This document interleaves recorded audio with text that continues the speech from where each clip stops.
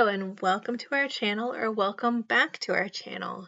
This is How We Move the Decimal, and in today's video I am taking pictures of slides to list on eBay, and I am down to the ends of the slides for this lot, but fortunately for everybody out there, the 3 people that watch my videos, I bought another box of slides at a recent auction, so I will have more to photograph and list, which makes me excited because it's always fun to go through and look at these.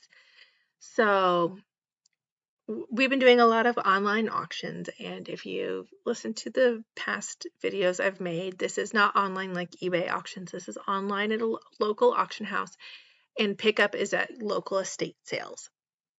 So we've done 2 recently where I had to go pick one up, and my husband and my father-in-law went and picked another one up. And we were going through that, and we're thinking about the weirdest things we've got from this online auction, or the funniest things. Like in the previous videos, I've talked about the 3 tents that none of them were tents, so they were all advertised as tents. And one was just the rain fly to a tent, and the tent wasn't actually in there, and there was nothing else, just the rain fly, no poles, no nothing, just the rain fly. And another one ended up being a really nice Coleman rocking camping chair. And then finally the third one ended up being a screened room, not a tent. So no bottom, no windows, no nothing. So that was the 3 tents that were not a tent. And in this recent estate sale we did, I bought a lot of greeting cards, and all of the greeting cards were shoved in an end table, and there was no rhyme or reason. Like, you open the door of the end table and all the cards just basically vomited out onto the floor, and they weren't put together or anything. So my husband picked that lot up with his dad. I didn't pick that lot up. I picked up a previous lot, and they weren't happy with me because I was taking too long to get the stuff out. When you get in there, you check in at your time, and they want you out in like 10 minutes because the time slots are every 10 minutes.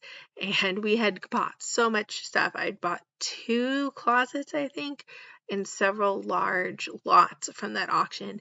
And I had recently had hand surgery, so I couldn't lift that much.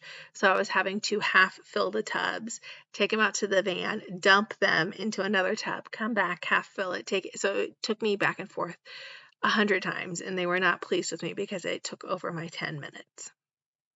So with this estate sale, when we were thinking about like the weirdest, kookiest things, we found somebody's dentures before. We found someone's cell phone, and we've called the auctioneer, and they're like, that's your cell phone fair and square. It was in that lot.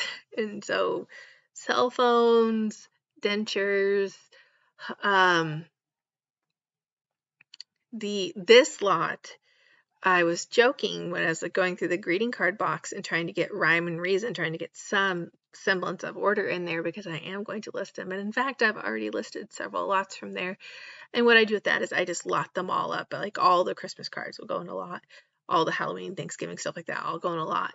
But I was going through the cards and sorting them out and throwing away used cards, making sure there was no money in cards. Always check books and cards for money, because we've checked books before, like encyclopedias and stuff, and found money inside. I don't know why people like to hide money inside books, but always, always, always check books, check cards, check purses, check pockets. It can get gross, the things you find, but check all of that for money. So I was going through the cards, and the cards that were used, I was checking them for money. I was throwing away anything that had their address on it. And unfortunately, this lady was really preparing because she put her return address sticker on a whole bunch of envelopes in there. So those envelopes are useless to me now. I'll either have to sell the cards without the envelopes or just not sell them at all.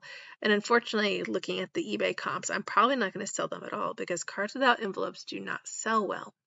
And she was also the member of a Gold Crown Club, which is like mystery baskets for adults. Once a month, they'd get like so many cards in the mail, and so there's cards and wrapping paper and everything. But to actually get to the story, I was looking through it, and I was like, wow, this is a really big envelope. It's one of those like orangey, browny color envelopes with the metal latch on it. And I'm like, what is in here? It's really heavy. And my husband was sitting at the table and I was sitting at the floor sorting through all this stuff. And I looked at it and I was like, oh, wouldn't it be funny if this was a will? Well, it was a will. It was a will. It was death certificates. It was birth certificates. It was marriage licenses. It was all important documentation, I guess, was also shoved into this, like, table you put next to a couch, so a side table.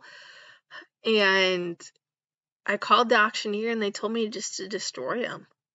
But it was like family crest, family trees, wills, birth certificates, death certificates.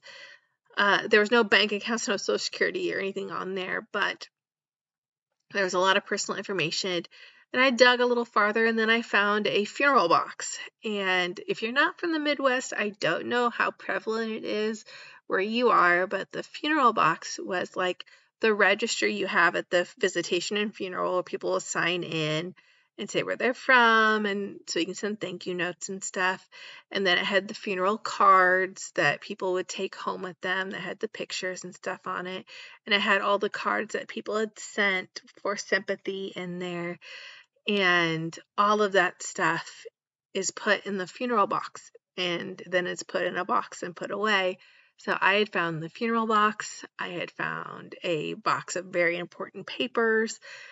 And I also found a recording of a funeral from 1979, an audio recording of it, a cassette tape of the funeral recording. And just, I think this is probably the most personal stuff I found was that, not just funny, weird things or like, well, that was a bummer, or wow, I thought this worked, but it's broken. This is the first time I found a will. This is the first time I found a funeral box, and it was kind of sad too that nobody wanted any of this, and somebody had kept this since 1979, and nobody wanted it in the family. And I called the auctioneer and I was like, okay, this is everything I found in this lot. I'm not sure they knew it was in there. She told me she'd call me back, and she didn't. She said, just destroy it. They don't want it. So I don't know if there's no actual immediate family members alive, maybe, and the people dealing with the estate are distant family members, or maybe they're just an estate like company, like through a trust or something, and not actual people. I'm not sure, but I didn't go to the house, so I didn't see what kind of repair it was in. Sometimes you can get a feel for what's going on when you go into the house and kind of see, is it upkept, is it not upkept? But this is a lot that my husband and father-in-law picked up, so I have no idea. I couldn't tell by the house. It was in an older neighborhood, so that's all I could glean from it when I got the address. But that was definitely a first, was finding a last will and testament and all of that stuff. And then the family tree and the family crest and everything. It seemed very personal to me, where like other estate sales is not as personal. It's just like funny, haha stuff. So that was a first. Thank you for watching video. Stay tuned for the digital slides coming up, and please watch my future videos.